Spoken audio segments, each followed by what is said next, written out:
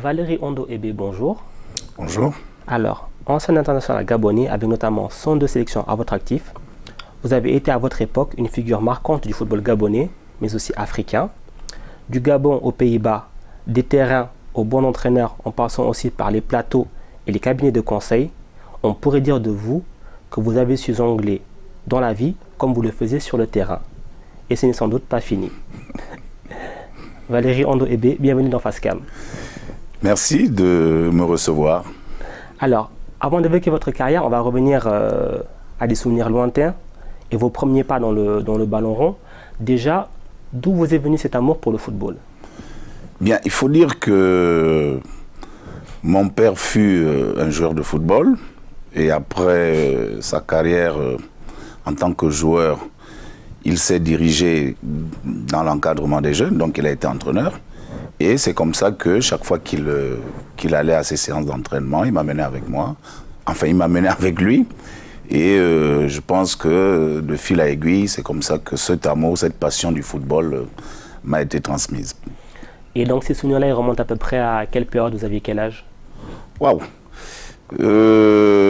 J'avais entre 7 et 8 ans.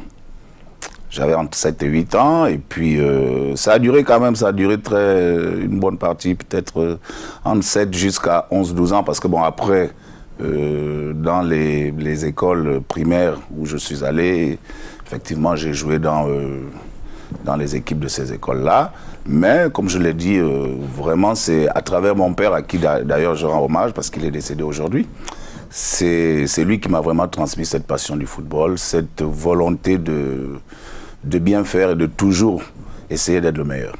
Alors justement, le Valérie Ondo Ebe avec un ballon, il était comment, jeune? C'est un peu difficile hein, de parler de soi, oui. Mais je pense que techniquement, je n'étais pas maladroit. Et puis, j'avais une très bonne vision de jeu et une capacité d'endurance non négligeable. Donc, j'avais quand même un gros avantage puisque je jouais au milieu de terrain. Et j'étais pas maladroit également devant le but. Et puis, j'avais cette qualité, ou j'ai encore cette qualité de meneur d'homme pour transmettre aux coéquipiers la grinta, comme on dit, et puis de faire en sorte qu'on se transcende pour aller chercher des matchs, des victoires dans des matchs qui étaient compliqués.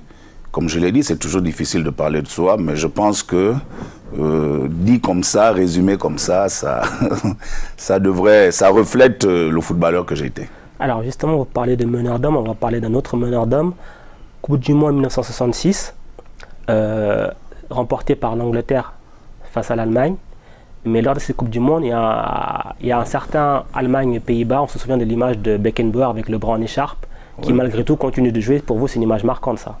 Oui, c'est une image marquante, déjà due à la particularité à cette époque, parce que je crois qu'à ce moment des matchs en Coupe du Monde, je ne pense pas qu'il y ait des remplacements qui étaient autorisés. C'est ça.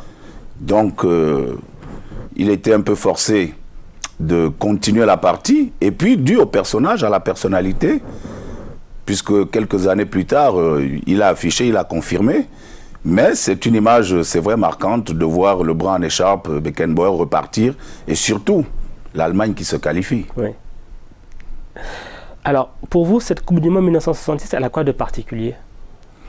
Elle a de particulier qu'elle a révélé à la face du monde, déjà le pays vainqueur, qui était également celui qui abritait la compétition, hein, avec Bobby Charlton, Bobby Moore, Hertz, et puis l'Allemagne, avec Beckenbauer, avec Müller. Donc, ça a été une Coupe du Monde, à mon avis, qui a révélé, puisque comme je l'ai dit tout à l'heure, les performances de ces joueurs que je viens de citer ont été confirmées quelques années plus tard. Donc, ça a également révélé au monde la qualité anglaise dans le football qu'on ne connaissait pas beaucoup, alors qu'ils ont inventé le football. C'est ça. Donc, pour moi, je pense, après 58, c'est la Coupe du Monde qui a véritablement imposé cette compétition à la face du monde. Alors, on va remonter le temps. On est 1976. Vous n'êtes pas encore footballeur. Nous sommes aux Jeux d'Afrique centrale, qui sont organisés au Gabon. Et là, vous allez découvrir sans doute un des meilleurs joueurs africains de l'histoire, un certain Roger Milla. Oui, le Gabon abritait, je crois, les troisièmes Jeux d'Afrique centrale en 76. Donc, à cette époque, j'étais ramasseur de balles, puisque bon, je commençais à jouer un peu. Et puis, voilà, j'ai été choisi pour être ramasseur de balles, ce qui m'a donné la possibilité de voir des joueurs, comme vous l'avez dit, Roger Mila, qui a éclaboussé de tout son talent cette compétition, parce que il a été parmi les meilleurs buteurs, les meilleurs joueurs, puisque c'est lui d'ailleurs qui offre au Cameroun le trophée, puisque le Cameroun a gagné 3-2. Et puis, il y avait le Zaïre, le grand Zaïre de l'époque, hein, le grand Zaïre qui est allé à la Coupe du Monde en 74. Donc en 76, ils avaient encore leur équipe, de Lobilo, de Kazadi. Bon, mais ça, c'est une autre époque. Mais de talentueux joueurs. Et puis le Gabon, qui abritait cette compétition avec le capitaine qui jouait d'ailleurs, qui a joué à Reims, le défunt Paul Manon. Il y a des joueurs également qui se sont fait, qui sont sortis du lot. Pour Manon Wandje, Mikuma Soukous. Donc ça a été vraiment, pour moi à cette époque, hein, voir cette compétition avec autant de joueurs. Et le Congo, bien sûr, également, avait l'Mpelé. Donc ça a été, c'était quelque chose de fabuleux, de merveilleux, parce que bon, on écoutait à la radio, pas très souvent à la télé, parce que c'était un peu compliqué, mais de les voir comme ça a été fantastique. Est-ce que c'est peut-être ce moment-là qui a suscité chez vous une vocation pour vous dire peut-être un jour, je vais devenir footballeur comme eux? Oui, mais vous savez que tous ces événements, l'enchaînement de tous ces événements, forcément suscite quelque chose de vouloir représenter son pays. Et pour représenter son pays, il faut être performant en club. Donc, petit à petit, il y a des ambitions qui naissent. Et puis, finalement, on se donne également les moyens de pouvoir atteindre ces ambitions-là. Mais on a toujours besoin de copier, on a toujours besoin de s'identifier à certains joueurs par rapport à certaines compétitions. Et sur ce point-là, je crois que ça a été une compétition en ayant vécu tout proche, en étant ramasseur de balles, qui évidemment a boosté mon envie, ma volonté à vouloir imiter ce que j'avais vu à ce moment-là. Alors justement maintenant, racontez-nous vos premiers pas dans le football. Ça a commencé comment? Quand les choses deviennent sérieuses? Ok, quand les choses deviennent sérieuses, c'est que bon, déjà j'ai commencé en première division, j'avais 14-15 ans. Parce que j'ai été très précoce. Quand je jouais en minime, je jouais également en cadet. Et puis, bon, voilà, c'est comme ça qu'au cours d'une séance d'entraînement, l'entraîneur de première division me dira, ben, c'était un match amical. Il dit, ben, tu vas venir avec le groupe de première division. J'étais tout surpris et heureux en même temps. Donc, nous sommes là en 81. Et puis, il y a eu également ce voyage en Côte d'Ivoire pour...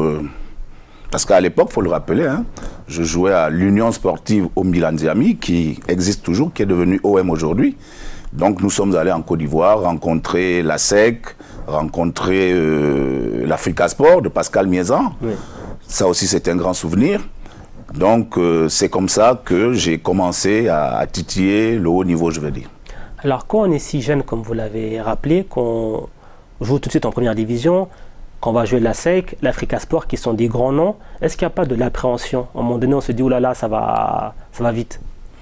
Oui, forcément, quand, vous savez, quand on va découvrir quelque chose, il y a toujours de l'appréhension. Mais il y a aussi également l'encadrement des grands et le fait que l'on vous fasse confiance de vous amener à ce niveau, ça veut dire que vous avez les capacités, les qualités pour être là. Et me concernant, c'était beaucoup plus cette envie de me montrer, de quoi j'étais capable, et puis de rendre la confiance qui m'avait été tendue par le coach et par l'accompagnement de mes coéquipiers. Ouais. Et je pense que je ne m'en suis pas trop mal tiré. Alors, durant votre carrière, vous avez passé par plusieurs clubs. Hein. Vous m'arrêtez si je me trompe, il y a notamment Espérance Tunis, il y a les Pays-Bas avec Willem, c'est tout bas, la liste n'est pas exhaustive. Oui. Est-ce que vous ne restez pas sur votre faim par rapport au fait que vous n'avez pas pu rejoindre un club plus huppé, on va dire? Oui, forcément, j'aurais bien voulu donner une autre, une autre portée à ma carrière, parce que j'étais venu, je pense, dans les années 92-93, faire un essai à Martigues, mais qui était en difficulté, parce qu'ils jouaient le maintien, et puis finalement, ils sont descendus, mais j'ai eu l'occasion de rencontrer Ali Benarbia, l'entraîneur Enes Brayat. Et je pense qu'à ce moment, vous savez, ça se joue à rien. Si il n'y avait pas eu ce concours de circonstances malheureux, j'aurais certainement, à un moment donné, parce que bon, j'ai pas eu l'opportunité de jouer en France, sinon à la fin de ma carrière, puisque j'ai joué à l'UJ Alfortville, quand ils étaient en pleine reconstruction. Donc il y a forcément ce sentiment de déception, ce goût amer de ne pas avoir pu faire valoir mon talent à un plus haut niveau. Mais bon, c'est la vie, il faut prendre ça comme ça. Je crois que ce que j'ai déjà réalisé, ce que j'ai réalisé en tant que footballeur n'est pas mauvais. Et puis bon, aujourd'hui, je ne peux plus rien y changer. Alors, durant votre carrière, qu'est-ce qui a été le plus dur à surmonter? Le plus dur à surmonter, ça a été les injustices des dirigeants africains. Parce que c'était compliqué à cette époque de pouvoir faire en sorte que les aspects contractuels soient respectés, de pouvoir faire en sorte que les gens comprennent que le football pouvait faire vivre son homme et que également les conditions de pratique devaient être améliorées. Et ça a été compliqué. Mais je pense que à cette époque également, et même à une époque qui n'est pas très lointaine, on a mené des combats justes qui aujourd'hui portent leurs fruits. Il y a des associations de footballeurs, des syndicats de footballeurs qui voient le jour un peu partout pour faire en sorte que les décideurs politiques et sportifs prennent beaucoup plus en compte la voix ou les voix des footballeurs portées par ces associations. Et je crois que là, c'est un combat qui a été gagné par l'ensemble des footballeurs depuis des générations. Alors, on va revenir vite fait sur votre carrière en club. Parce que même si, on l'a dit tout à l'heure, vous n'avez peut-être pas eu la carrière que vous auriez aimé avoir, ça ne vous a pas empêché d'être élu 4 fois Ballon d'Or gabonais quand même. Oui, parce que j'avais fait des saisons, je dirais, exceptionnelles. Et puis à cette époque, il y avait un jury ou bien une commission qui avait été mise en place pour désigner mensuellement le meilleur joueur. Et donc c'est à l'issue de la fin de la saison qu'on comptabilisait et que finalement j'ai été à 4 reprises élu Ballon d'Or gabonais. Et puis bon, dans la foulée également, j'ai été nominé parmi les 8 meilleurs joueurs africains parce que bon, avec, comme je le disais, les performances qui étaient les miennes en championnat et puis en Coupe d'Afrique, parce que j'ai également été meilleur buteur de la Coupe d'Afrique des vainqueurs de coupe. Elle s'appelait comme ça à l'époque, maintenant elle s'appelle la Coupe de la CAF. Donc j'étais meilleur buteur en 95 avec 5 buts, avec le Bilinga FC ancien Shell et qui a disparu. Aujourd'hui, on a été éliminé en demi-finale par le Breweries du Kenya. Donc je peux penser quand même que c'est pas mauvais. Aujourd'hui, quand je refais le tableau, quand je refais le résumé... Pas si mal. Oui, c'est pas si mal. Mais on pourrait dire, aurait dû faire mieux. Alors, à côté de votre carrière en club, il y a aussi la sélection du Gabon. Déjà, ça fait quoi la première fois que vous êtes appelé en sélection du Gabon? C'est quel sentiment? C'est de la fierté, de la joie? C'était un mélange de tout.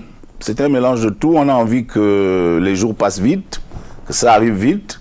C'est vraiment de la fierté parce que c'est une reconnaissance nationale de pouvoir également savoir qu'on va représenter le pays à l'échelle continentale ou mondiale et puis se dire également qu'il faut continuer à travailler pour mériter justement cette confiance, pour s'installer dans la durée.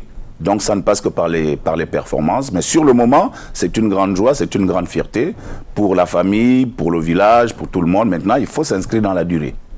Quand vous parlez justement de sentiment de fierté de s'inscrire dans la durée, quand vous comparez votre époque et l'époque actuelle du football gabonais à la sélection, est-ce que vous ne trouvez pas que les joueurs ils ont moins la flamme justement? Je ne sais pas, mais ce que je peux dire sur ce sujet, c'est que le management a changé. Je crois qu'il faut aujourd'hui un peu plus d'implication de la part des dirigeants pour justement faire ressortir ce côté nationaliste à travers également des conditions qui doivent être les meilleures pour que les joueurs puissent donner la plénitude de leur qualité. Mais vraiment, il faut beaucoup de management, il faut beaucoup de discussions, il faut beaucoup d'échanges pour que les joueurs s'impliquent, pour que véritablement ils donnent la pleine mesure. On le constate dans plusieurs équipes nationales. Les performances des joueurs en club ne le sont généralement pas dans leur sélection nationale. C'est dommage. Mais je pense que par rapport au Gabon, il faut justement qu'il y ait un peu plus d'échanges, un peu plus de prise en considération des propos ou bien des avis des joueurs, parce qu'aujourd'hui, on ne peut plus faire une équipe, qu'elle soit nationale ou club, sans prendre l'avis des joueurs. Ce n'est pas eux qui décident, mais ce sont eux qui sont sur le terrain. De temps en temps, il faut quand même les consulter et puis certainement prendre le meilleur de leurs avis pour que le bateau puisse avancer dans la même voie et que tout le monde regarde vers la même direction. Je crois que c'est aujourd'hui important. C'est ce qui manque certainement, pas seulement à la sélection gabonaise, mais à beaucoup de sélections, sélections africaines et voire même mondiales, pour que tout le monde en équipe nationale, on ne vient pas tous les jours, c'est sur 2 ou 3 jours. Donc il faut vraiment avoir ces échanges, fixer des objectifs clairs et que tout le monde s'implique et s'imprègne de la vision que l'on donne à l'équipe nationale. Alors, vous avez baigné dans l'univers du sport gabonais, vous avez aussi collaboré avec le ministère, la fédération, vous avez été dans des encadrements. Actuellement, vous postulez pour le poste de directeur technique national. Qu'est-ce que vous pourriez apporter comme touche pour changer le visage que montre actuellement le football gabonais? Bien, je vais d'abord dire que je ne peux pas moi tout seul changer le visage du football gabonais. Je devrais pour cela être accompagné et entouré de personnes qui ont l'expertise, à qui je vais partager ma vision également, et qui ont les mêmes objectifs que moi, c'est-à-dire que de faire en sorte que le football gabonais se développe de mieux en mieux. Et donc, je pense pour ma part que ma vision de la direction technique est précise. C'est qu'il faut la structurer, mieux la structurer, déjà en faisant en sorte qu'elle ait un texte qui va régir sa composition, son organisation, sa composition, son fonctionnement, c'est important. Et également faire en sorte qu'il y ait des services internes à la direction technique qui vont être chargés de domaines bien précis et des démembrements au niveau provincial. C'est ce qui va faire en sorte que le plan de développement fédéral du football va être mis en réalisation par le truchement de ces directions techniques provinciales qui vont être sous la responsabilité d'un directeur technique provincial avec des conseillers techniques dans les départements, dans les communes, dans les arrondissements, et après de mettre sur pied un état de lieu qui va refléter la réalité du terrain, qui va pouvoir après me permettre d'établir un programme d'activité qui va refléter les résultats de l'état des lieux, et puis un plan d'action annuel, un programme d'activité sur la durée de mon mandat, et puis un plan d'action annuel qui lui aussi va refléter les objectifs, les missions à réaliser selon le programme d'activité qui aurait été établi, qui va être soumis à l'appréciation du ministère des Sports, à l'appréciation également de la Fédération gabonaise de football, parce qu'il faut dire que la direction technique est sous la double autorité de ces deux entités. Bien sûr. Alors, quand on a vu dernièrement tous les soubresauts qu'il y a dans le football gabonais, que ce soit les affaires cousins, les affaires avec des joueurs notamment, comment rester optimiste par rapport à l'avenir du football gabonais? Ben, simplement parce qu'on ne peut pas faire pire. On ne peut pas faire pire. Mais comme je l'ai dit, même à ce niveau, c'est un problème de management et de communication. Ouais. Je pense que quand on engage quelqu'un, on s'entend, on s'accorde sur les objectifs, on s'accorde sur les éléments contractuels pour que demain, ça ne finisse pas dans les tribunaux comme ça a failli, ou je ne sais pas, j'espère que ça n'ira pas jusque là-bas. Donc, ce sont ces éléments qui n'ont pas été bien maîtrisés, qui font en sorte qu'il y ait un peu la cacophonie dont vous faites allusion. Mais qu'à cela ne tienne, le Gabon dispose d'un potentiel énorme qui a besoin simplement d'être encadré, d'être dirigé, d'être sécurisé également. Donc, je reviens encore là-dessus. C'est la raison pour laquelle moi je m'y engage, avec évidemment tout ce qu'il va avoir autour de moi, parce que je l'ai dit, je ne peux pas, à moi tout seul, bâtir un édifice footballistique solide au Gabon. C'est pas possible seul. On va finir sur cette note positive en espérant que les lendemains du football gabonais seront meilleurs forcément. Oui, je l'ai dit, on ne peut pas faire pire. Je crois qu'on a le devoir, par rapport à nous-mêmes et puis par rapport aux jeunes qui ont l'ambition de suivre nos pas, de leur léguer un patrimoine beaucoup plus reluisant. Et c'est ce que je pense, j'espère du moins, qu'on va s'atteler à faire. Valérie Rondeau-Ebé, merci beaucoup pour cet entretien. Merci de m'avoir reçu.